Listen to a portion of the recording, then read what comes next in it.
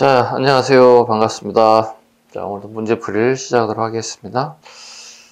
오늘은 6회차가 되겠습니다. 6회차가 맞죠? 네. 6회차 문제 1번부터 갑니다. 자, 1번. 다음 작품이 만들어진 시대 경제 상황으로 옳지 않는 것은, 그림 좀 보시면요. 이게 18세기 그림이에요. 네. 해온 신윤복의 그림입니다. 신윤복의 그림입니다. 제목은 단오풍정입니다. 단오날의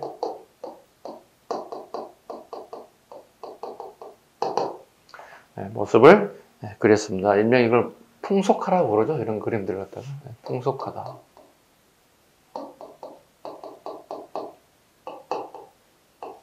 이렇게 표현합니다. 자, 시대에 대한 거니까 한번 보겠습니다. 옳지 않은 것. 1번 보부상은 농촌의 장시를 하나의 유통망으로 연결시켰다. 그렇죠. 동네의 리상은 운송업을 기반으로 하여 선박 건조 분야까지 진출하였다. 선박 건조 운송 이 부분은 경강상인으로 바꿔줘야 되겠습니다. 틀렸습니다. 2번 좀 틀렸습니다. 서울의 한강을 중심으로, 그죠? 서울의 한강을 중심으로 운송, 선박을 통해서 운송업을, 그 다음에 숙박업, 요식업, 금융업, 이와 같은 일들 했죠. 이게 이제 오늘날의 서울의 홍대 가면은 거의 이런 모습이거든요. 그러니까 이 시기에 마포라든가 용산이 전부 다 이런 모습이었거든요. 지금도 그런 것 같습니다. 동네 대상은 주로 일본과의 관계를 가지고 있었죠. 일본과 수출과 수입을 했던, 부산을 중심으로 이렇게 수출, 수입했던 부분들이라 보시면 되겠습니다. 답은 2번이 되겠습니다. 3번 의주의 만상은 대청 무역을 주도하면서 재화를 많이 축적하였다. 의주는 청나라를 중심으로 수출, 수입을 주로 했던 부분. 강경포, 원산포 같은 지역이 새로운 상업 중시로 성장하였다. 바다를 끼고 있는 동네들이 되게 발전할 수밖에 없었겠죠. 그 시대들은요. 답은 2번이 되겠습니다. 문제 2번 풀어볼까요? 자, 청동기 시대 생활 모습으로 적절한 것을 고르세요. 기억번. 더머니 토기를 만들어 가마 속에 집어넣는 사람들의 모습. 더머니 토기는 신석기죠. 신석기에 대한 얘기입니다. 두 번째, 반달 도굴칼을 이용해 곡식 이상을 따는 사람들의 모습. 2번이 청동기겠죠. 가장 많이 나오는 게 반달 도굴칼이죠.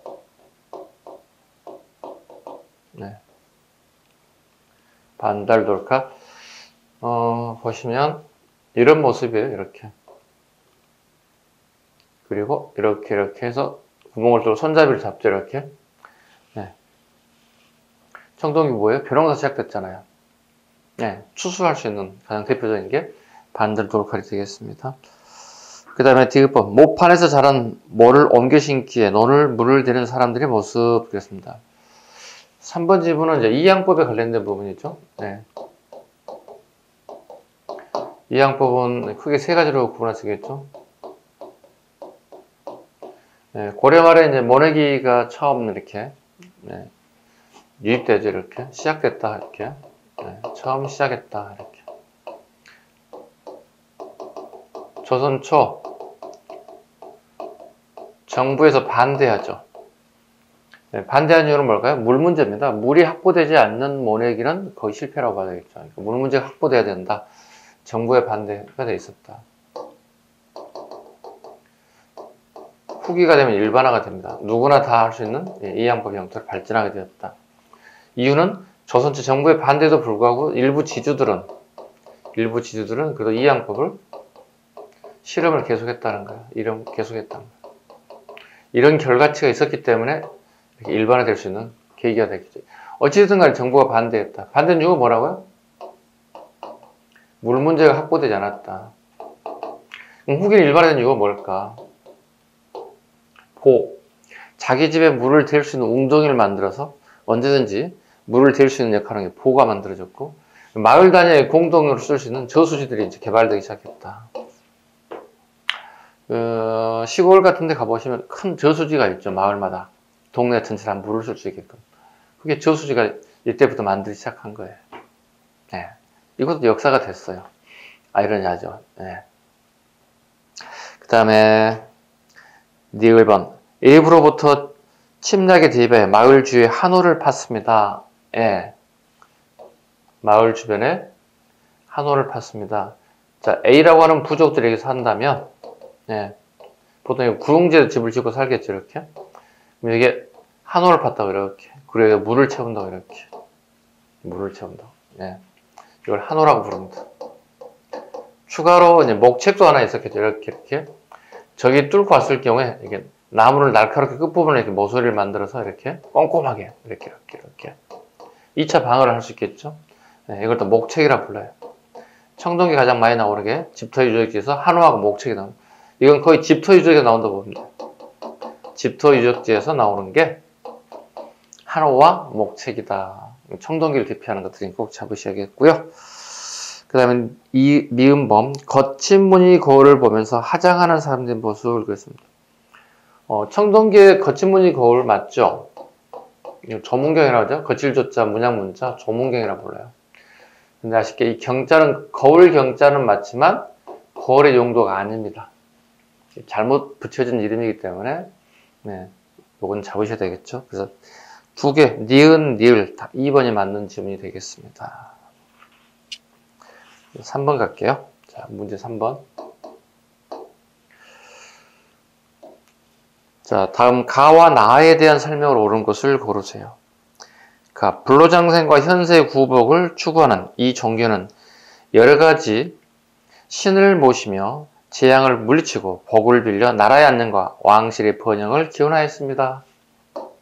네, 가 지문은 도교에 대한 부분입니다. 두 번째 나, 이 사상은 경험에 의한 인문지리적 지식을 활용하려는 학설인데 뒤에 예언적 도참 신앙과 결부되었다. 이건 풍수지리에 대한 얘기.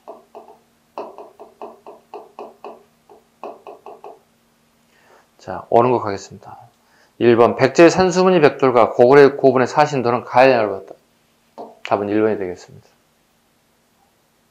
두 번째, 가는 조선시대의 도첩제의 시행으로 교세가 약화되었다 그랬습니다. 도첩 시행으로 교세가 약화되었다? 자, 보시죠. 도첩제 봐야 되겠죠? 시작은 고려 말에 있었고요. 도첩제가요. 네, 조선 초에도 있죠. 네.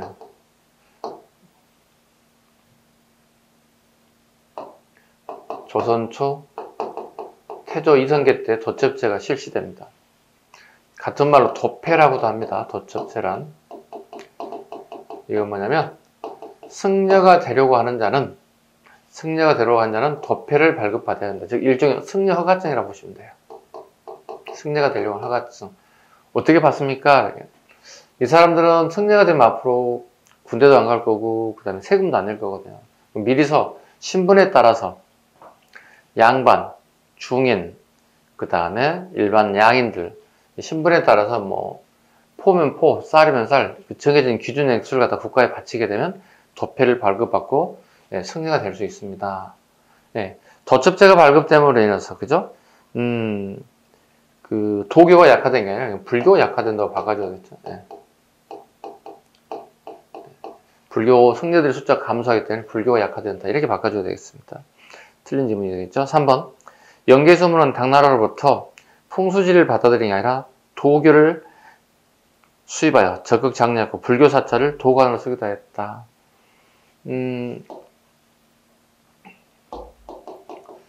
영계소문이 이제 도교를 이렇게 받아들이는 이유는 뭐냐면 도교에는 이게 남아있어요.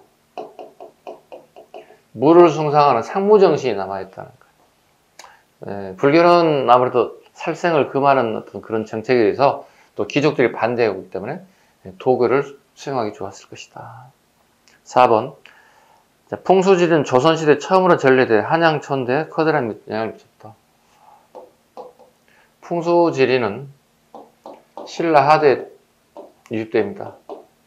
네, 신라하대에 유입됩니다. 기록에 의하면 이제 조선선사가 처음 풍수지리를 가져왔다 이런 표현을 하고 있죠. 네. 한양천의 큰 영향을 미쳤다. 네, 한양천들은 당연히 풍수지리가 영향을 받습니다. 이게 이제 태조 이성계의 이제 절친한 친구였던 무학대사에서 결정이 됩니다. 무학대사에서 한양으로 수도가 결정되었다. 원래는 교령산을 하려고 했죠. 충청도에는 교령산을 먼저 가서 보죠, 무학대사가. 그리고 마지막으로 한번 더 보자 했던 게 이제 오늘날의 서울이거든요. 그래서 오늘날의 서울이 무학대사에 의해서 결정된 수도가 됐습니다. 그 결과 조선 500년 역사를 서울에서 마무리하게 되었죠. 답은 1번이 되겠습니다. 문제 4번 연이어서 갑니다. 자, 다음 그림은 경주 호우총에 출토된 호우총 그릇이다. 이를 통하여 파악할 수 있는 당시의 동북아시아 정세에 대한 설명을 가장 적절한 것은 호우명 그릇, 이게 발견돼서 어느 사람의 무덤인지를 알 수 없어서 그 유물 중에 하나를 특징을 선택해서 명명하는데, 그래서 이걸 호우총이라고 한다. 호우총이라고 한다.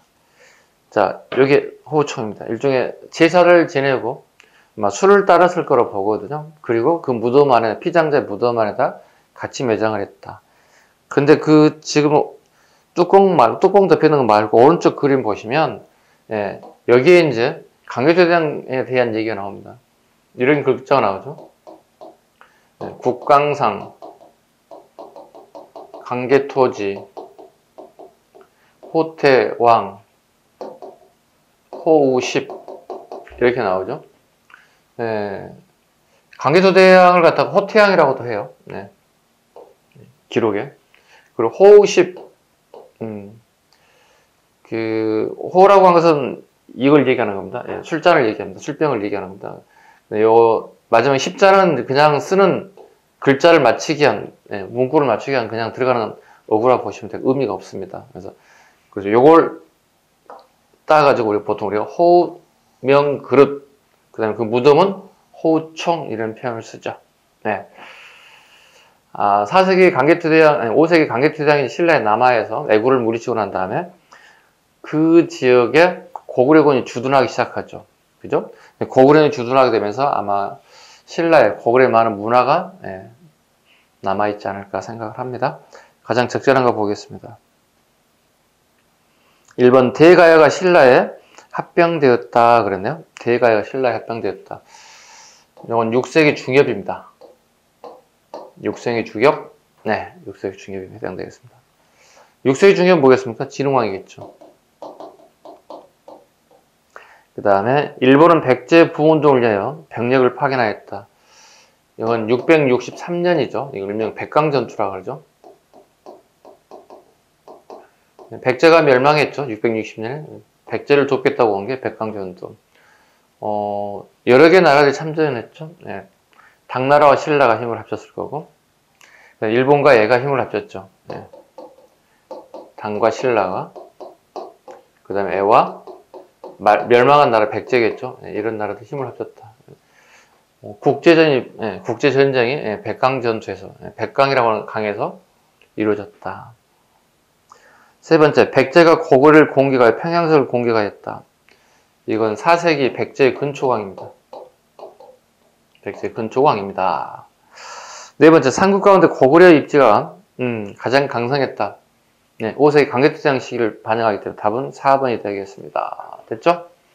자, 이어서 문제 5번을 한번 풀죠 또. 문제 5번 보겠습니다.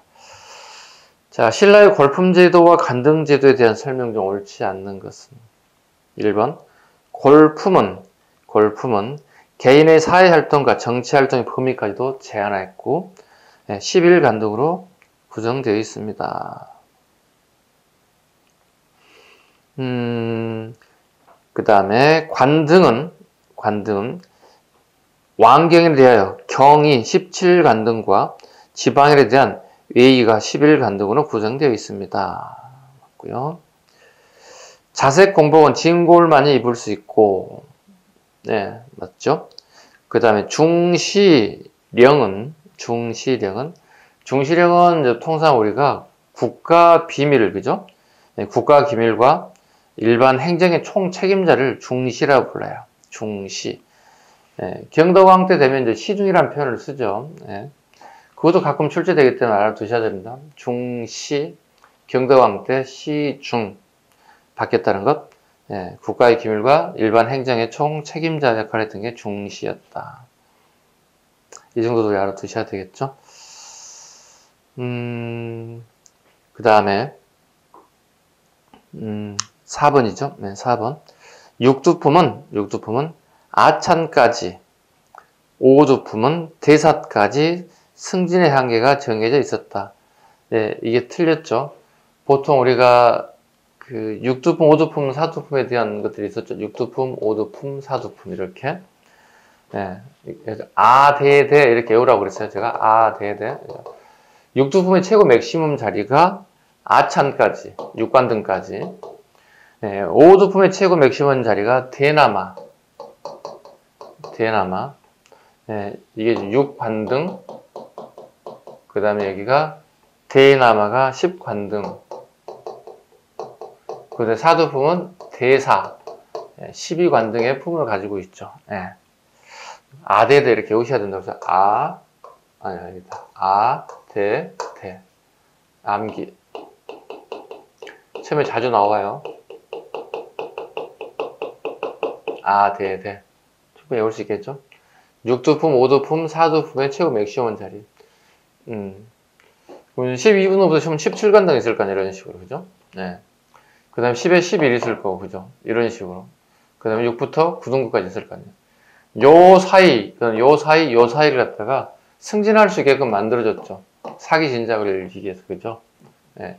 요런 제도를 갖다 우리는 뭐죠? 네. 중위제라고 부르죠. 아니, 공무원이 승진이 돼야 메리트가 있는 거잖아. 그래서 공무원이 승진을 못하면 어떻게 메리트가 없는 거잖아. 승진할 수 있는 케이스들을 만드는 게 이게 중위제라고 하는 거예요. 보완제죠. 이게 골품제의 보완이라고 보시면 돼요.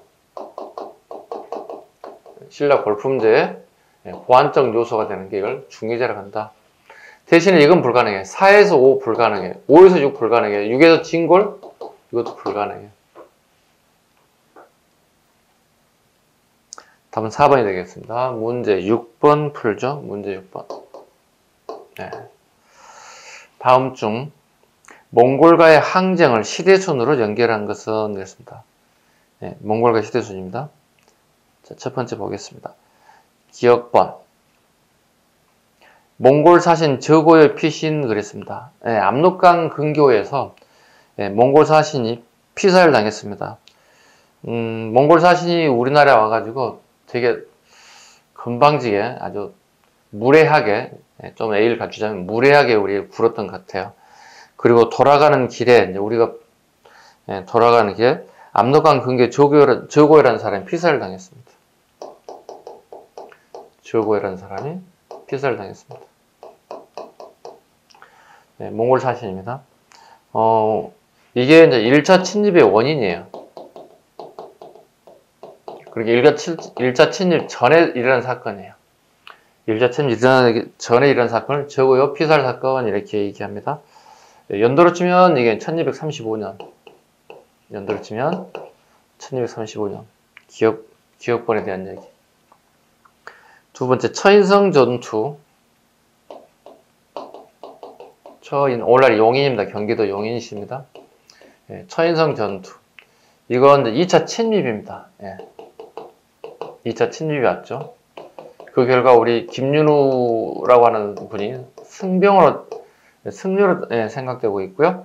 추정되고 있고, 그 다음에 살리타이를 갖다가 화살로 쏴서 죽이는 성과를 올려서 2차에 우리가 무난하게 넘겼다. 그 다음 디귿번 항룡사 구충탑의 소실이죠. 항룡사 구충탑을 만든 사람은 선덕량이고 소실된 것은 몽골 3차입니다. 불탄 것은 몽골 3차 침입에 불탔습니다. 그 다음에 네 1번 용장성.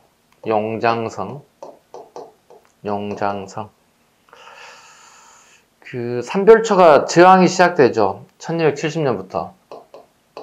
그죠? 1273년까지 저항이 되는데, 그 여몽연합군이 강화도를 향해서 오죠. 그죠? 그래서 이분들이 진도까지 도망을 가게 되죠. 네, 진도까지 도망을 가게. 진도에서 이제 그 성을 하나 만들게 되는데 이게 용장성입니다. 네, 용장성입니다. 방어 시설이죠. 네, 용장성. 그 다음에 미음번 개경으로 한도. 개경으로 되돌아간 게 언제냐고 물어보고 있죠. 1270년이죠. 1270년 개경으로 되돌아가죠. 우리는 항복한 거로 진배 없죠. 개경 한도란 말을 쓰죠. 개경으로 되돌아갔다. 또 같은 말로 출륙한도. 육주를 향해서 나갔다는 얘기죠. 네. 출륙한도. 같은 말입니다. 선후관계는 뭐 우리 역사 시험에서 끊임없이 나오는 부분이기 때문에 꼭 흐름 공부를 잘 하셔야 됩니다. 결국 답은 2번이 되겠습니다.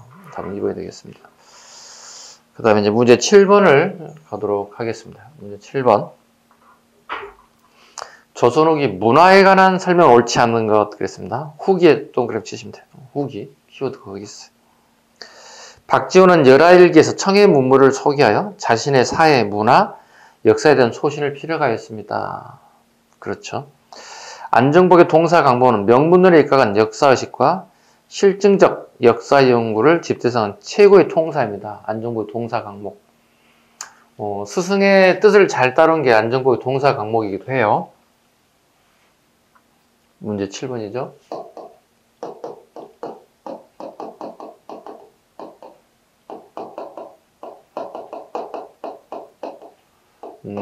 당군조선부터, 그죠? 네, 고려 말까지 역사를 기록했다. 성호 이익의 제자죠. 이익이 제자들에게 공부를 가르칠 때 역사책을 쓸라치면 시세를 따라줬으면 되겠다. 삼국사기를 봤더니 신라 중심의 역사서더라는 거예요. 온당치 않다고 본다는 거죠. 그래서 삼국 중에 가장 파워가 있는 나라가 어디냐? 고구려였겠죠. 그거 아마 가장 많이 반영된 인사가 안정복의 동사 강목입니다. 강목체라는 것도 알아두셔야 되겠죠. 동사는 우리나라 역사라는 뜻이 되는 거고, 강목체는 이건 정통을 얘기하는 거예요. 어떤 게 정통이냐, 이걸 메인, 어떤 게 주가 되느냐, 어떤 게 부가 되느냐, 어떤 게 서브가 되느냐 이런 표현이거든요. 안정복의 동사 강목에서 핵심 내용은 이렇습니다. 보통 우리가 당군조선 이렇게 얘기하고, 그 다음에 우리가 공부하는 것이 현재는 이만조선이죠. 근데 안정복의 동사 강목에서는 기자조선을 정통으로 봤다는 겁니다. 네, 안정복의 생각입니다. 이게 정통으로 봤다는 겁니다. 지금 21세기는 이만조선이 정통입니다. 역사는 시대에 따라서 달리 볼 수 있어요. 네. 항상 역사는 현재 시각에서 과거를 본다. 현재 시각, 현재성, 상대성, 학자에 따라서 다르게 표현할 수 있다. 이게 역사의 두 가지 특징이에요. 네, 그래야 역사가 훨씬 더 연구할 수 있는 가치가 많이 만들어지겠죠. 1 더하기는 2 딱 굳어버리면 어떡해. 공부할 이유가 없어지잖아요. 논문도 쓸 이유도 없어지는 것 같아요. 그죠? 생각해보세요. 안정복의 동사 과목 이런 특징이 있습니다. 그 다음에 이제 우리 이제 보통 사만을 정통으로 보고, 그 다음에 이제 우리 고구려, 백제, 신라, 그 다음에 고려, 조선 이렇게 보는 거죠. 이걸 뭐라 불러요? 이걸 강이라고 부른다고. 근데 중간에 우리 보시면 일제강점기가 있죠. 일제강점기 있잖아요. 또 미군정기 있잖아요. 그 다음에 우리 남쪽에 있고 또 뭐야? 북한이 있잖아요. 이걸 전부 다 강으로 넣을 수 없다는 얘기죠. 이거 뭐로 내야 돼요? 이걸 목이라고 부르는 거예요. 역사를 갖다 이렇게 강과 목으로 나눠서 이렇게 역사 서술을 하는 방식, 이걸 강목체라고 불러요. 핵심인 이것도 알아주셔야 돼요. 강목체. 근데 안정복은 조선 후기 사람인데 고려까지밖에 역사를 쓰지 못해도 되게 아쉬운 점이 뭐야? 조선사를 쓰고 싶었을 거 아니야. 이거 못 썼다는 거지. 그래서 안정복이 요걸 일편격이라 봐. 1편격이랑 2편격을 하나 쓰고 싶은 거야. 이것도 알아두셨으면 좋겠어요. 이게 열조통기예요. 이게 조선사예요. 조선왕 실록은 누구도 열어볼 수가 없어요. 왕도 열어볼 수가 없어요. 그래서 중국의 자료들, 외교 문서 자료들, 그 다음에 우리 기존에 이제 여러 가지가 있는데요. 이제 그 왕의 선행들만 이렇게 출해서 왕들에게 보게끔 하는 것들이 있거든요. 그래서 국조보감이라든가, 그 다음에 중국의 자료들을 갖다가 참고해서 만든 게 열조통기예요. 2편격이니까 심화 부분에 나올 수 있으니 꼭 기억하셔야 돼요. 안정부의 동사공마 달달달 외우고 갔더니 갑자기 열조통기가 나와서 선생님 무슨 말인지 모르겠어요. 틀렸어요. 이러시면 안 된다고. 3번 조일행의 호산내기와 유재근의 이양견문록은 기회나 공로가 뛰어나 신분이 낮은 이양인들의 전기를 엮은 책이다. 네, 맞아요. 공예예술이 발달하여 그릇 공예에서는 청아백자가 없어지고 분청사기가 널리 유행하였다. 청아백자는 조선 후기 거예요. 17세기 거예요. 네, 분청사기는 우리 알다시피 고려 말에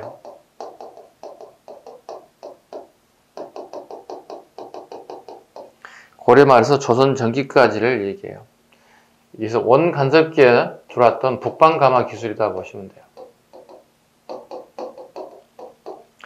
그래서 답은 뒷부분이 틀렸기 때문에 4번이 틀렸기 때문에 답은 4번이 돼야 되겠죠. 네. 문제 8번 가죠. 자, 밑줄친 기억부터 니을에 대한 설명을 옳지 않는 것. 자, 이제 과거제도에 관련된 부분인데 이 정도면 되게 쉽게 출제됐죠. 자, 조선시대의 관리는 가구와 치제, 음서, 청거를 통하여 선발되었다.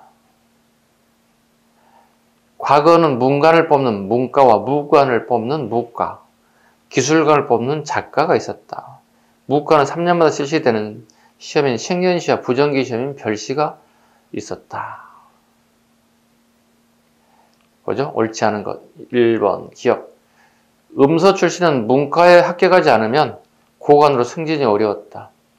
맞아요. 고려는 음서 출신이 훨씬 더 빠른 승진을 하죠. 조선은 그렇지 않습니다. 조선은 문과 합격자에 비해서 훨씬 더 떨어집니다.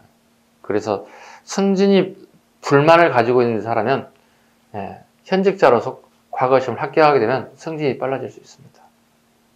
두 번째, 니은 문과죠. 소과에 합격해서 응시할 수 있었지만 후기는 큰 제한이었습니다.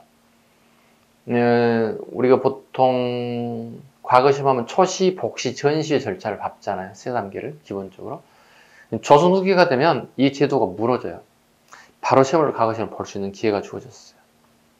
3번 디귿번 문과죠. 탐관 오리의 아들과 서울에게 응시를 제안했다. 이건 문과 응시 제한이에요. 탐관 오리의 아들과 서울에게는 문과 응시 제한입니다. 문과는 볼 수 있습니다. 답은 3번이 되겠습니다. 4번 니을 잡과죠. 3년마다 실시되며 분야별로 정원이 정해졌다. 작과 3년에 한 번씩 식년시라 보통 얘기하죠. 답은 3번이 되겠습니다. 자, 문제 9번. 다음 주장과 관련된 인물에 대한 설명 중 옳은 것을 고르세요. 아, 을지문덕은 가버렸는가. 강산이 적막하고 그의 발걸음도 이미 아득하여 불러야 대답이 없는 구천에서도 일어나지 못하는데 무의생이 이런 지극히 아프고 매우 괴로운 날을 당하여 한자로 망가진 붓으로 피와 눈물을 찍어 이 책을 지어 우리 민족 정신을 보충하는데 만번이라도 도움이 되게 하였다. 이 주장과 관련된 인물이 누구냐고 물어봤어요. 지금 일단 을지문덕을 한 밑줄을 보세요. 이인전이죠. 우리 지식인들이 예전 이인들을 책을 써가지고 이렇게 젊은 친구들에게 글을 읽게끔 그 사람들 영웅적인 삶을 살고 좀 닮아가기를 원하는 마음으로 했던 마음들이 여기 있습니다. 그래서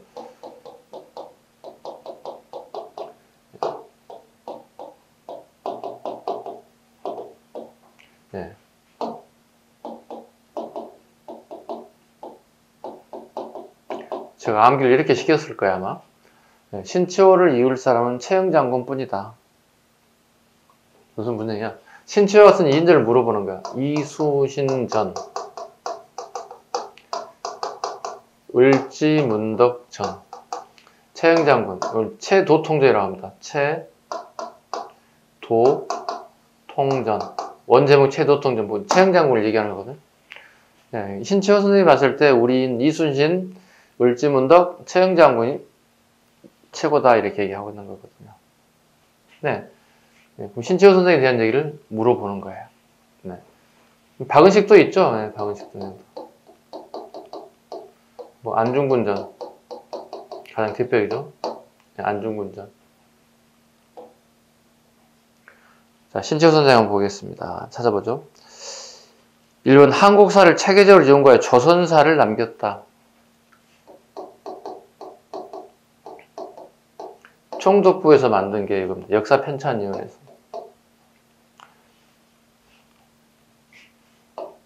총독부 조선사 편수회라고 하는 데서 만든 게 조선사입니다.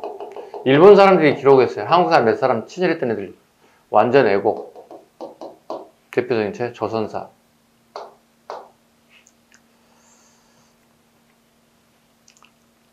그 다음에 고대사 연구에 치중하여 조선산 것을 조설하였다. 네.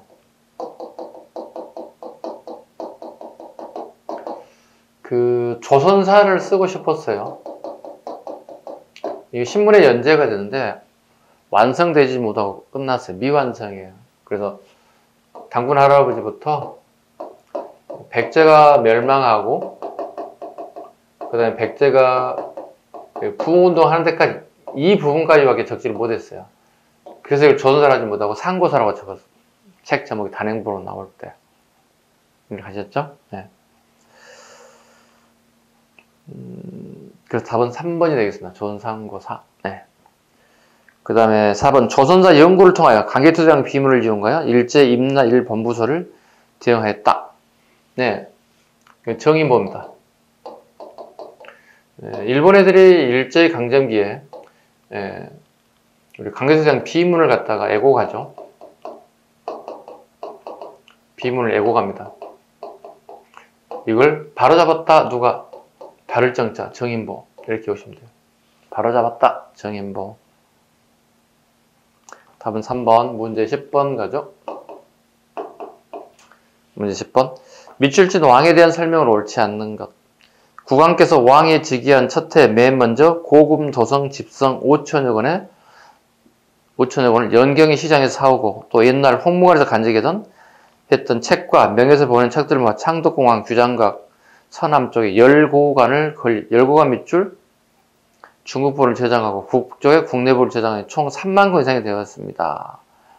예, 그러니까 고금 도서 집성의 핵심이죠.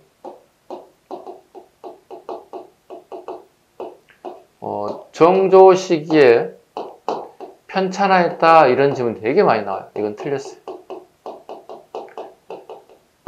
예, 청나라에서 책 수입한 책입니다. 이 정도는 우리 잡으셔야 되겠죠. 자, 정조에 대한 얘기입니다. 옳지 않은 것. 1번 신의 통공을 위하여 유기전을 제한 시전의 전매 특권을 없앴다. 맞아요. 시전 상인들에게 특권이라고 할 수 있는 금남 정권을 가지고 있죠.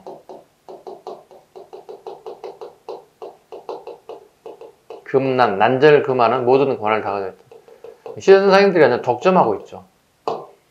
막대한 이익이 생기죠. 이익금이 노론에 흘러들어가는 사실을 알게 됐죠. 그래서 경복궁 앞에 있는 유기전을 제한 모든 시전상인 주변에 난제를 풀었어요. 누구나 다 자판 벌려서 장사하라고 풀어버렸어요. 두 가지 거죠. 정치적인 목적 하나, 두 번째 백성들 힘들한 분, 백성들을 먹고 살 수 있게끔 장사라도 할 수 있게끔 만들어준 일종의 이민정치라 봐야 돼요. 첫 번째는 정치적 목적, 두 번째 백성을 위한 이민정치다 이렇게 보시면 되겠습니다. 두 번째, 군역의 부담을 줄이기 균역법을 시행했다. 네, 균역법은 영조입니다. 답은 2번이 되겠습니다. 균역법은 올해 시험에 나올 것 같아요. 그죠? 단독이든 지문이 더 나올 수 있습니다. 네. 국방비죠. 부분포를 갖다 투피실 레드를 갖다가 네. 한 필로 감해줬다 해서 같은 말로 감포론이라고 한다. 감포론이다. 기억 잘 하셔야 돼요. 그 다음에 답은 2번이고 서류 호통절목을 반포하여 적자와 서열의 차별을 없이 인재를 등용하도록 하였다. 최근에 모의고사에 아주 자주 나오는 부분 중에 하나가 호통절목, 서류 호통절목이라고 얘기합니다. 알아두셔야 됩니다. 네.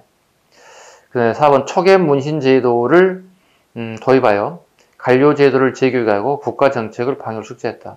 37세 이하의 당하관들을 중심으로 재교육시켰고요.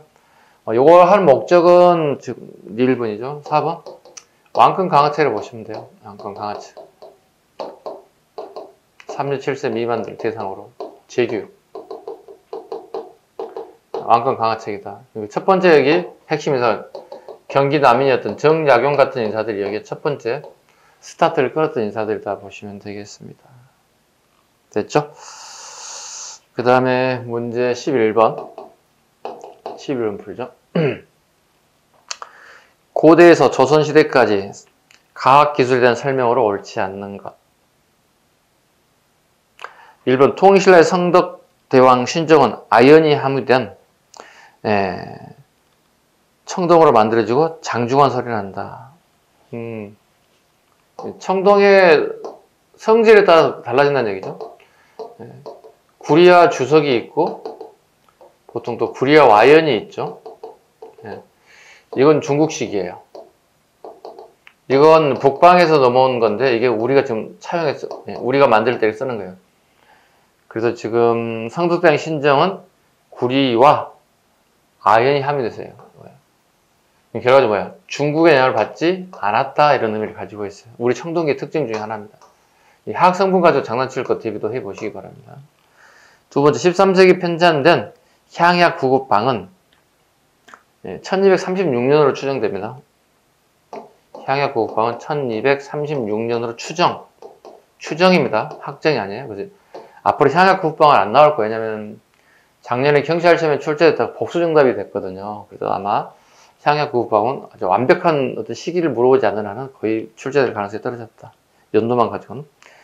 현존하는 우리나라의 최고의 의학사적이다. 예, 맞습니다.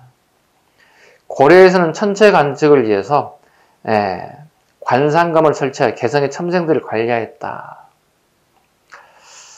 관상감 X입니다. 이건 조선 세조 때입니다. 고려시대는 사천대죠.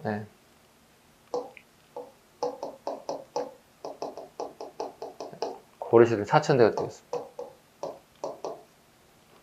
그렇죠? 그다음에 고려말의 서운관이죠. 고려말의 서운관입니다. 고려말에 이제 우리가 서운관을 그 다음에 조선 초까지 이렇게 간다고 보면 되겠습니다. 고려말에서 조선 초까지 서운관. 고려말은 이제 원간섭기니까 충렬왕 때로 봐야 되겠죠. 충렬왕 때부터 이렇게 만들어집니다. 이때 이제 제작됐던 것들이 가장 서운관에 제작된 대표적인 게 이제 우리가 태조 때 만들었던 게 뭐냐면 천상열차 분야지도예요. 이거 좀 심합니다. 천상열차 분야지도. 아우 좁다. 좁아. 천상열차 분야지도이다. 그 다음에 세종대왕도 세종대왕식이 장영실이 활동했던 것도 서운관이에요. 과학기구를 많이 발명했던. 그죠? 그 다음에 이제 관상감이 이제 세조 때예요. 관상감, 세조. 이거 보이나 모르겠다, 여러분들. 세조. 글쎄 다 세워집니다. 관. 사서관. 이렇게 외울 수 있어야 되겠습니다. 외우셨겠죠? 그래서 답은 3번이 되겠습니다. 4번. 조선 세종 때는 밀랍된 식자판. 식자판은 구리로 제작하는 겁니다. 고정시키는 방법을요. 창하나요. 정전보다 훨씬 더 인쇄 능률을 2배로 높였다. 그러니까 4번 질문. 고려 말에서 썼던 것들은 밀랍이죠. 밀랍을 통해서 고정했는데 이제 식자판을 통해서 훨씬 더 효율성을 넓혔다. 밀랍을 사용했을 경우에 한 2번에서 3번 정도가 되면 글자가 삐뚤어진다는 거예요. 그냥 식자판을 하게 되면 이런 사각형에, 직사각형에 이렇게 일정한 간격을 집어넣어서 글자를 만들어서 집어넣기만 하면 되는 거예요. 구리선을 이용해서 만든 게 식자판이에요. 네. 됐죠? 식자판에 관련된 부분까지. 자, 그 다음에 12번 가도록 하겠습니다. 12번.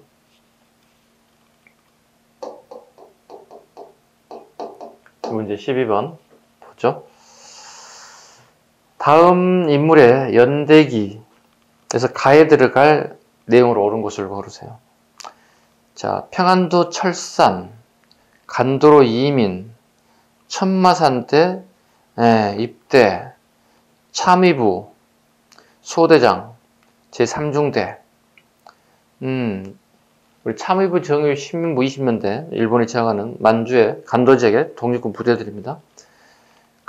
이 사람이 누구냐는 거죠. 일본 밀정에 피살되었다. 건국훈장 독립훈장이 추서했다.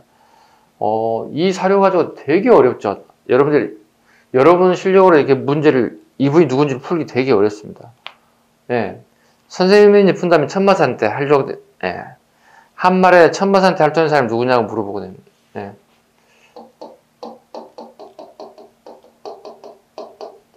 대표적인 심용준, 그 다음에 양세봉. 그리고 양세봉이 밀정에 피살을 당했어요. 그렇다면 여기서 물어보는 것은 양세봉이 가능성이 커졌죠. 양세봉 골라보겠습니다.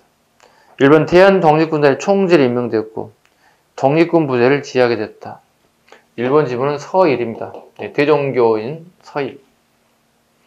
그러나 자유시로 이동했지만 자유시에서 원하는 것을 이루지 못했죠. 실패했죠. 그 결과 자결해 버렸죠.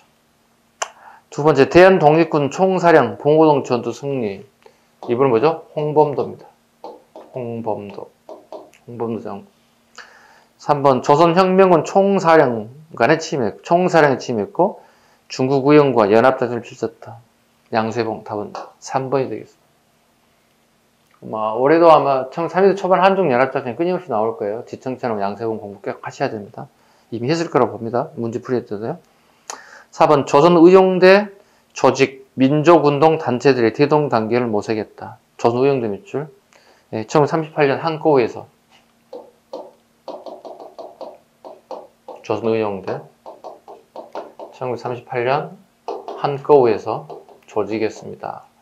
의열단 중심이죠. 김원봉, 세면 나올 가능 되게 높죠. 김원봉, 양세봉, 김두봉, 지청천 끊임없이 나올 가능성이 크다고 봐야 되겠죠. 답은 3번이 되겠습니다. 3번이 되겠습니다. 그 다음에 문제 13번. 자, 문제 13번 한번 보겠습니다. 미출진 이들에 대한 설명으로 옳은 것을 고르세요. 김인현의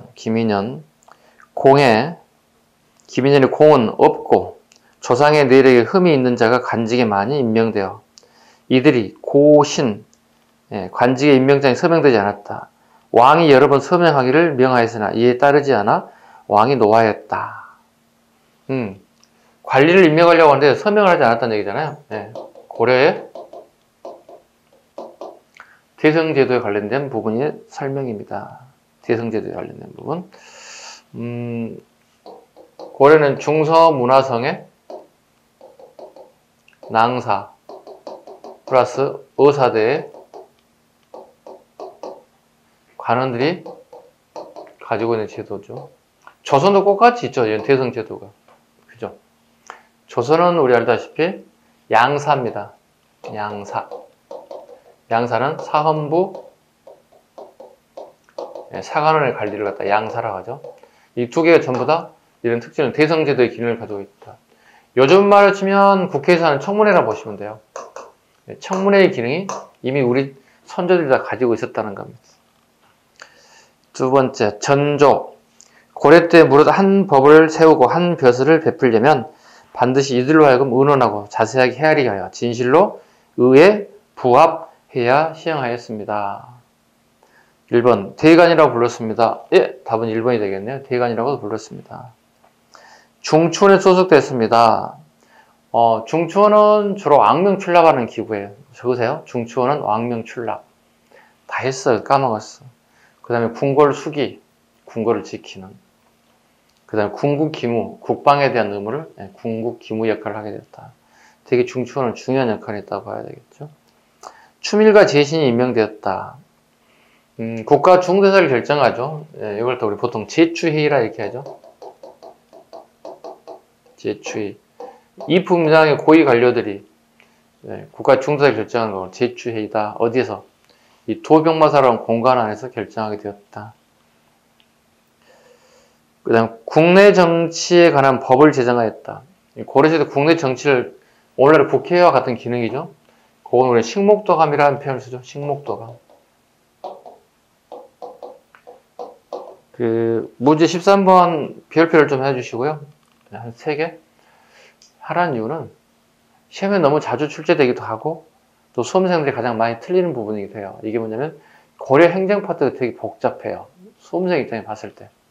공부 양이 부족하거나 깊이가 약한 친구들은 되게 많이 오답을 만들어내요. 그래서 행정 파트가 약하신 분들은 행정에 개념된 부분을 문제를 많이 한번 접했으면 쓰겠어요. 문제를 접한다는 얘기는 뭐냐면 이렇게 문제가 나오는구나. 그럼 내가 어느 부분을 공부를 더 심도 있게 해야 되겠구나. 그걸 내가 스스로 캐치해 볼 수 있다는 그런 장점이 있기 때문에 그렇습니다. 됐죠? 잠시 좀 쉬어갈까요? 네, 쉬어가겠습니다.